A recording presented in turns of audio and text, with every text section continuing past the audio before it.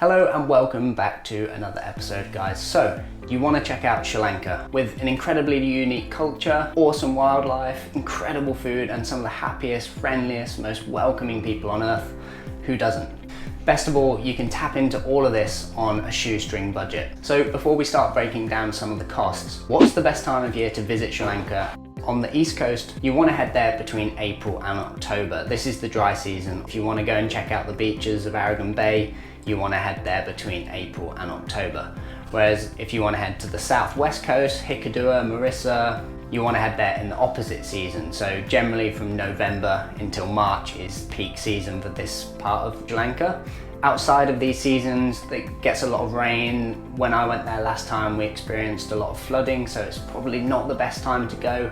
So how do you get to Sri Lanka? Now, depending on where you're coming from, flight prices are obviously going to vary. So you can find return flights from London to Colombo for around £800, so it's just under $1,000 US, which isn't cheap. You know, it's quite far from a lot of Western countries, so if you're coming from LA or Sydney or London, it's not close, especially if you're coming from LA, so return flight's going to set you back closer to around $1,500, maybe even more in some cases. So while getting to Sri Lanka certainly isn't cheap, the real beauty in its affordability is when you're there. So once you land it in Colombo, how do you actually get around? Now, that is one of the beautiful things about Sri Lanka, like getting around is really easy and really affordable. So first up, you can get the bus. Now, the bus is just as crowded and just as sweaty as you'd imagine it to be, but they are really cheap. So you can get between major towns and cities for literally a couple of dollars. So it's super affordable. Yes, you're going to be crammed in. Yes, you're probably not going to be able to sit down, and yes, you're going to be sweaty and it won't be that pleasant. But if you're on a tight budget, these are some of the things that you've got to do in Sri Lanka to make it cheap. And it's one of those things as well that it's not that fun at the time, but looking back, it's a really cool, interesting experience. But by far the most common way of getting around in Sri Lanka is the train. Now, you've got the train track that runs from Colombo all the way along the south coast. And again, like the buses, the trains are really cheap. So most trains offer first, second and third class tickets, which all vary slightly in their price and degrees of comfort. Obviously in first class you've got a bit more space, whereas in third class at peak time you're going to be crammed in like sardines like this with other people like commuting to and from work. So it's pretty hectic, but for example you can get between Colombo and let's say Hikkaduwa for $2. It's not something you can book online. Your best bet is just to head to the train station.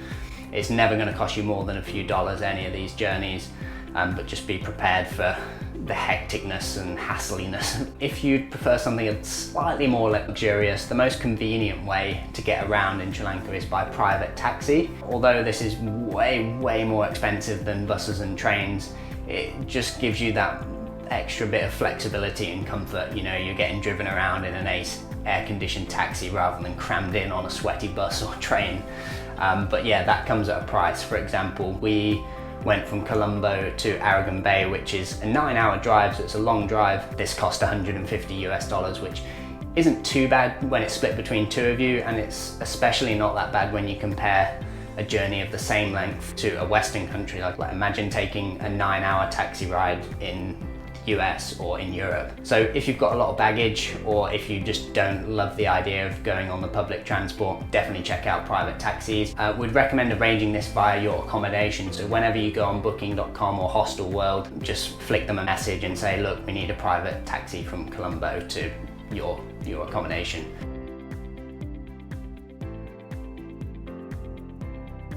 So what to do in Sri Lanka on a budget? Now, Sri Lanka, for such a small country, has so many wicked things to do packed into it. Starting in Colombo. Now, Colombo is often overlooked as a traveller destination. It's one of those places that's sort of a go to the airport and get out straight away kind of place.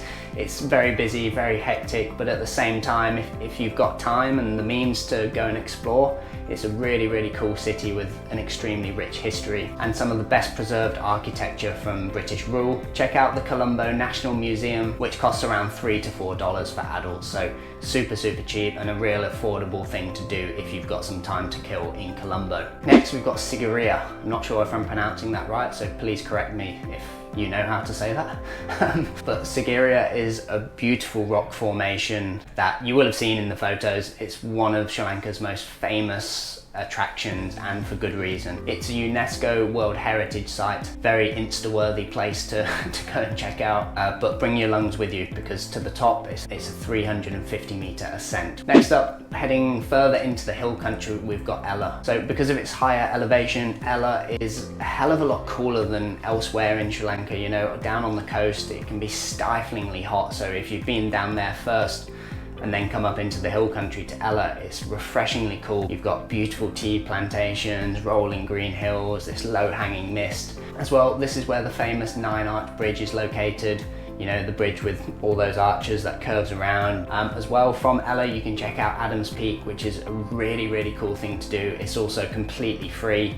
The best way to do it is go and stay close to Adam's Peak, stay there overnight. You wake up at 2 or 3 a.m. and then walk up Adam's Peak and get there for sunrise, and from the top you've got the most beautiful view over the surrounding hills, and in the distance you can just about see. It's quite a tough walk, it's almost vertical steps in some places, so again, you've got to be fit to take this one on, but it's definitely something to do, and one of the best things I did when I was in Sri Lanka. Next, sticking in the hill country, we've got Kandy. So Kandy is another city with an incredibly rich history. You know, you can take the famous train ride up to Kandy, you know, which is beautiful in itself. Go and check out Temple of the Tooth, where you've got these beautiful ancient relics. There's monkeys in the ground.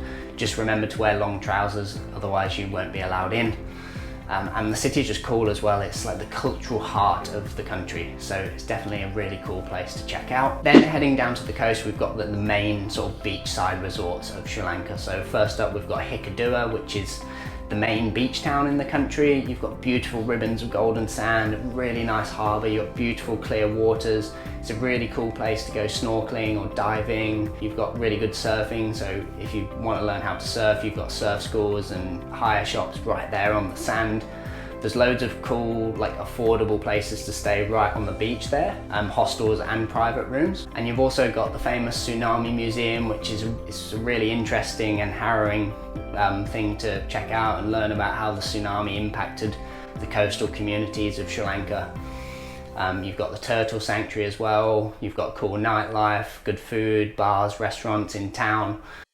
So yeah, definitely worth spending a few days in Hikkaduwa. And then over to Weligama and the beautiful beach of Marissa. So Marissa, like Hikkaduwa, is a stunning bay, golden sand, and then all restaurants and bars right there on the sand. So if you're looking for that quintessential Sri Lankan beach experience, go and spend a couple of days in Marissa, because it really is a beautiful. And then sticking with our beach theme, over on the east coast you've got Aragon Bay, so obviously you're going to need to go there in the opposite season. Aragon Bay has got some of the best waves in Sri Lanka, so again, if you want to try surfing, head to Baby Point on the inside of Aragon Bay. You've got incredible waves for learning how to surf. The town's a really cool place as well. You've got good yoga, again, great food. Surrounding it, you've got Kumana National Park. You can take safari tours from Aragon, which will cost around $30 per person. And then probably the best thing I've ever done in Sri Lanka is checking out Udawala National Park. So around an hour and a half to 2 hours north of the Marissa Weligama area, you've got Udawala National Park. So it's a huge national park.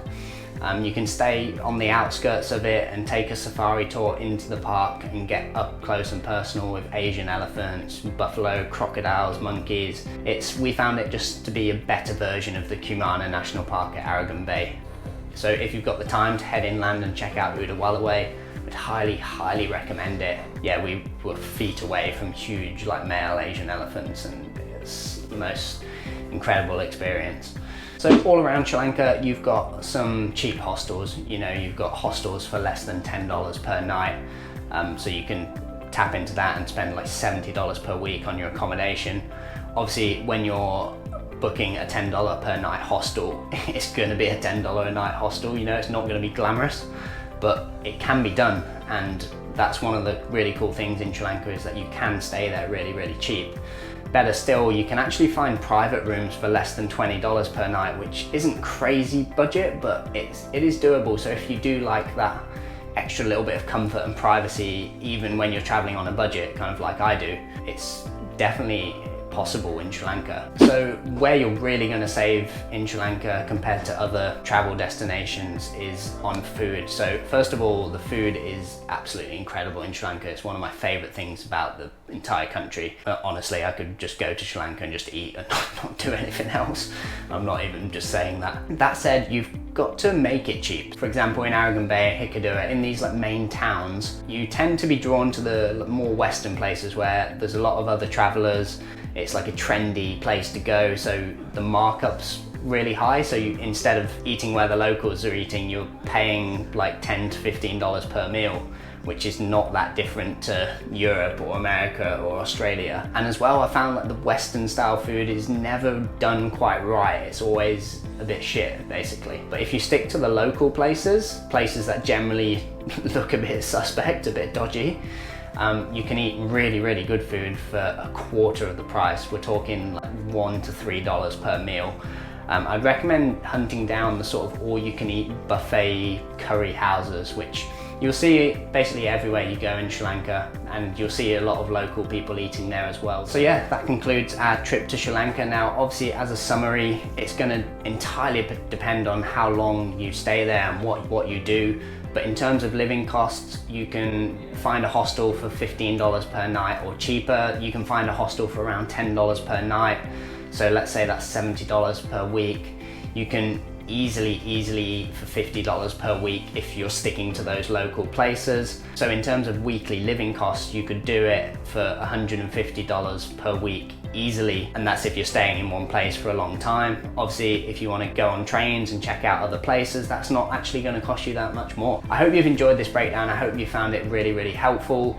Our whole idea and ethos behind this channel is to basically give you guys practical travel information to go to these places. So yeah, I hope you've enjoyed this episode. Please like and subscribe if you did. For now, it's goodbye from me, and we'll see you in the next episode.